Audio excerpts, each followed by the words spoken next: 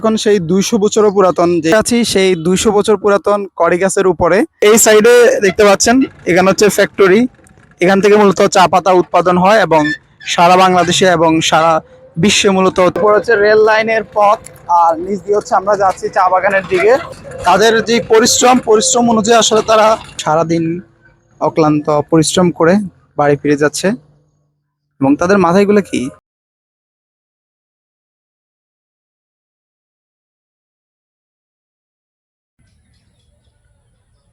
Welcome to Moulvibazar. আমি এখন আছি মৌলভীবাজার জেলার শ্রীমঙ্গল উপজেলার একটা হচ্ছে সাতগাঁও ইউনিয়নে। সো এটা হচ্ছে আমার নানা বাড়ি। আমার নানা বাড়ির রাস্তার সামনে আছি আমি। সো আজকে হচ্ছে আমি এমন একটা জায়গায় যাব, সেটা হচ্ছে ওইখানে চা বাগান রয়েছে এবং হচ্ছে প্রায় 200 বছরের পুরাতন। আমি যেটা শুনেছি সেটা হচ্ছে একটা বট গাছ আছে। সো ওই গাছটা আমরা দেখব। আর এর আগেও আমি গিয়েছিলাম, সো আপনাদেরকে দেখানোর জন্য হচ্ছে আজকে আবার ইনশাল্লাহ যাব। এবং ওইখানের যেই জায়গাটা ওইটা আপনার ইন্ডিয়ার বর্ডারের কাছাকাছি, ওইখান দিয়ে হচ্ছে অনেক চোরা মালামালও আসে। সো সেই জায়গা আপনাদেরকে এক্সপ্লোর করবো এবং সেখানকার মানুষের জীবনযাত্রা আপনাদেরকে দেখানোর চেষ্টা করব। এবং আমি এখন যেই জায়গায় আছি এটাও খুবই সুন্দর জায়গা। আসলে এরকম দৃশ্যগুলো আপনি লেচু গাছ আছে, আমি আপনাদেরকে জুম করে দেখাই, দেখতে পাচ্ছেন কিনা, এই যে লেচু গাছ, এখানে লেচু কিন্তু অলরেডি ধরছে। সো এই হচ্ছে অবস্থা। সো এই বিষয়গুলা বা এই দৃশ্যগুলো কিন্তু আমরা শহরে দেখতে পাই না। সো গ্রামে কিন্তু এগুলো দেখা যায়। এবং এখানে একটা কাঁঠাল গাছও আছে, এই যে এখানে কাঁঠাল অলরেডি ধরছেও। এটা একদম রাস্তার মাঝে। আমি চিন্তা করতেছি বড় যদি হয়ে যায় কাঁঠাল, মানুষ তো মনে হয় হাঁটতে হাঁটতে কাঁঠালগুলা পেড়ে নিয়ে যাবে। আর এই হচ্ছে দৃশ্য। আর এই জিনিসটা আমি অনেক দিন পরে দেখছি। এই যে আপনার ধানের যে খ্যার হয়, এইটা দিয়ে যে স্তূপ বানানো হয়, এগুলো আসলে গরু ছাগলের খাওয়ানো হয় আর কি।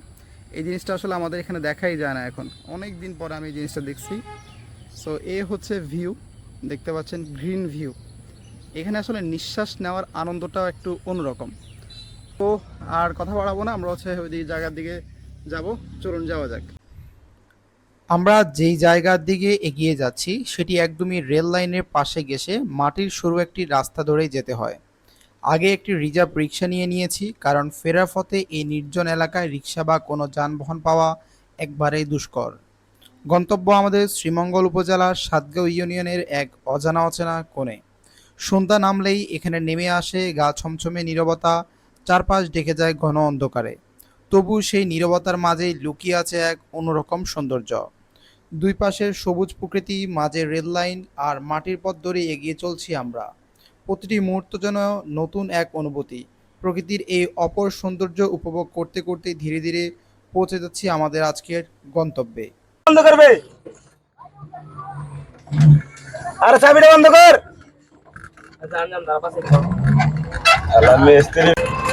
আমরা এখন যে জায়গায় আছি এটাকে বলা হচ্ছে গান্ধী ছড়া।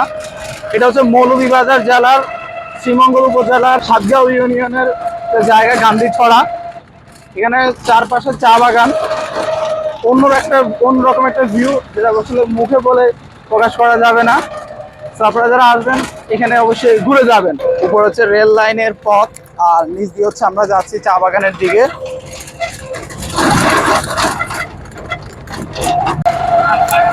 দেখুন, মনে হচ্ছে পুরো চা বাগান রাস্তাকে ঘিরে রেখেছে।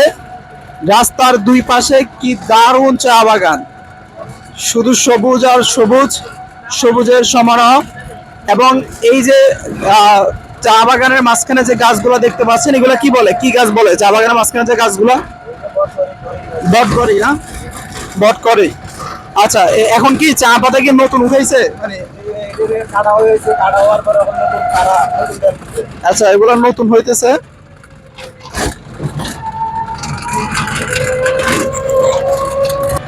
দেখুন, সারাদিন কাজ করে তারা চা পাতা উঠিয়ে এখন বাসার উদ্দেশ্যে রওনা দিয়েছে। এই যে এখানকার আসলে মানুষগুলোর জীবনযাত্রা একটু কঠিন। তাদের যে পরিশ্রম অনুযায়ী আসলে তারা তাদের ন্যায্য অধিকার পায় না। এবং এটার যেই সিস্টেম, মানে তারা তাদের পরের জেনারেশন এভাবে আসলে তারা কাজ করেই যায়। আমরা এখন চা বাগানের দিকে প্রবেশ করতেছি। এই রাস্তার দুই সাইডে হচ্ছে চা বাগান।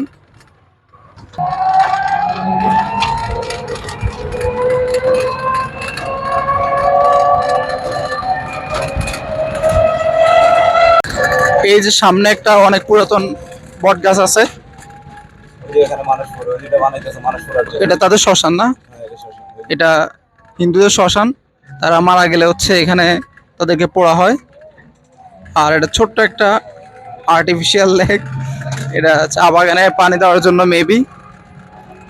আর এই যে দেখেন অনেক পুরাতন হচ্ছে একটা বট গাছ এখানে, আমরা আরো পুরাতন বট গাছ দেখবো। আমরা যেই 200 বছরের পুরাতন বট গাছ দেখতে এসেছিলাম সেটা নাকি ঝড়ে ভেঙে গেছিল। সো এরপরও 150 বছর একটা বট গাছ পুরাতন, আমরা সেটা দেখে আসবো। এইগুলো হচ্ছে দেখতে পাচ্ছেন, এগুলা পুরাতন বাংলো। এখানে যারা সরকারি চাকরি করে যারা, তারা হচ্ছে এই বাংলোগুলোতে থাকে। এই যে এইটা হচ্ছে মেবি মসজিদ না? এই হ্যাঁ, এটা হচ্ছে মসজিদ। এই এরিয়াতে হচ্ছে মুসলমানের থেকে বেশি হিন্দু সংখ্যা বেশি। এখানে অনেক অনেক মন্দির আছে এখানে। আর বেশিরভাগ মানুষের আসলে এখানে তাদের যে জীবিকা সেটা হচ্ছে চা বা চা পাতার সাথে বা চা বাগানের সাথে তাদের হচ্ছে জড়িত। ম্যাক্সিমাম মানুষও হচ্ছে এখানে চা বাগানে হচ্ছে কাজ করে। এই সাইডে দেখতে পাচ্ছেন এখানে হচ্ছে ফ্যাক্টরি, এখান থেকে মূলত চা পাতা উৎপাদন হয় এবং সারা বাংলাদেশে এবং সারা বিশ্বে মূলত হচ্ছে এটা পাঠানো হয়। দেখুন এ হচ্ছে সেই চা ফ্যাক্টরি, চা পাতার ফ্যাক্টরি। এখান থেকে মূলত হচ্ছে চা পাতা উঠিয়ে এখানে হচ্ছে সংরক্ষণ করে এখান থেকে মূলত চা পাতা বানানো হয় এবং এটা সারা বিশ্বে সারা বাংলাদেশে হচ্ছে যায়। আমি এটা কোম্পানিটার নাম জানি না, হয়তো জানলে আপনাদেরকে পরবর্তীতে ভিডিওতে বলে দিব। আমি এখন যে জায়গায় দাঁড়িয়ে আছি এখানে দেখতে পাচ্ছেন প্রায় 3টা বট গাছ আছে পুরাতন। এগুলা খুব বেশি একটা পুরাতন হবে না, তাও 150 বছরের হচ্ছে পুরাতন হবে। এখানে হচ্ছে মেবি তাদের বৈশাখ উপলক্ষে হচ্ছে গাছের উপরে হচ্ছে লাল কাপড় দিয়ে রাখা হয়েছে। দেখুন এই সেই 200 বছর পুরাতন কড়ি গাছ, বিশাল বড়। এবং এটার উপরে ডালপালাগুলো আসলে এখন তেমন নাই, কিন্তু দেখেন শিকড় দেখেন, চারপাশ কিন্তু একদম ঘিরে আছে।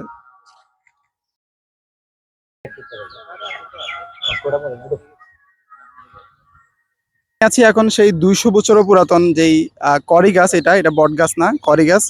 সো এটা দেখতে পাচ্ছেন এটার উপরে ডালপালা এখন খুব বেশি একটা নাই ডালপালাগুলা। এখানে যে নিচের যেই চারপাশে শিকড় দেখতে পাচ্ছেন, এখানে মানুষ বসে বিশ্রাম নেয়। এখনো কিন্তু সেই গাছটা কিন্তু জীবিত আছে। সো আমি জানি না এটা 200 বছর হবে কি না, নাকি এর থেকেও বেশি হবে। তবে স্থানীয় কয়েকজনের সাথে কথা বলার পরে তারা বললো যে তাদের জন্মেরও, তাদের দাদারও জন্মের আগে নাকি এই গাছ, আনুমানিক 200 বছরের উপরও কিন্তু এই গাছটা হবে।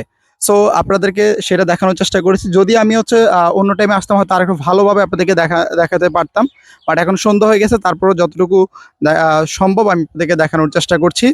সো এই গাছটা আসলে খুবই সুন্দর লাগছে, এখানে আসলে মানুষ বসে বিশ্রাম নেয়, তবে ডালপালাগুলো থাকলে হয়তো আর একটু সুন্দর লাগতো।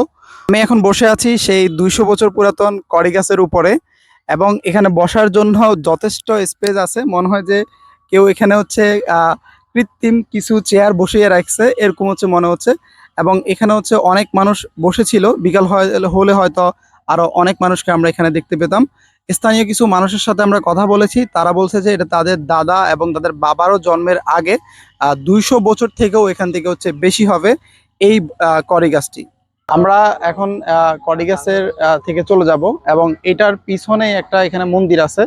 এই যে এখানে একটা মন্দির আছে, এবং আমার এই দিক দিয়ে পিছনে হচ্ছে একটা বাংলো আছে। আর এটা হচ্ছে সেই হচ্ছে চা পাতার ফ্যাক্টরি, দেখতেই পাচ্ছেন। এখানে একটা হসপিটালও আছে, এই যে এখানে একটা হসপিটালও আছে। আর এটা দেখতে পাচ্ছেন প্রায় 1868 সালে হচ্ছে এটা তাদের কোম্পানি। সো অনেক পুরাতন হচ্ছে একটা কোম্পানি এটা।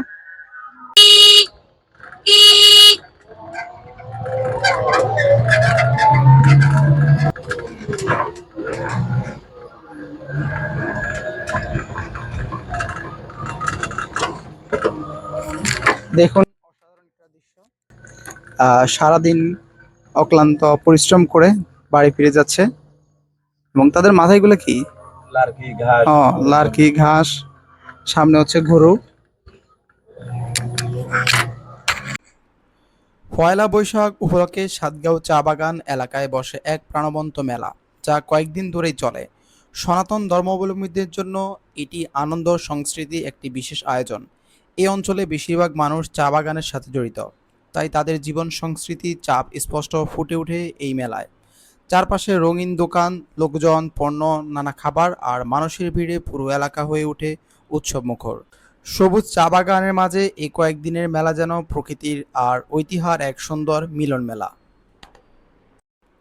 অন্ধকার নামার আগেই আমরা ফিরে যাচ্ছি আমাদের গন্তব্যে, বাসার পথে। আজকের মতো এখানেই শেষ করছি আমাদের এই ছোট্ট ভ্রমণ। আবার দেখা হবে নতুন কোনো জায়গায়, নতুন কোনো গল্প আর অভিজ্ঞতা নিয়ে। ততদিন পর্যন্ত ভালো থাকবেন, সুস্থ থাকবেন। ধন্যবাদ।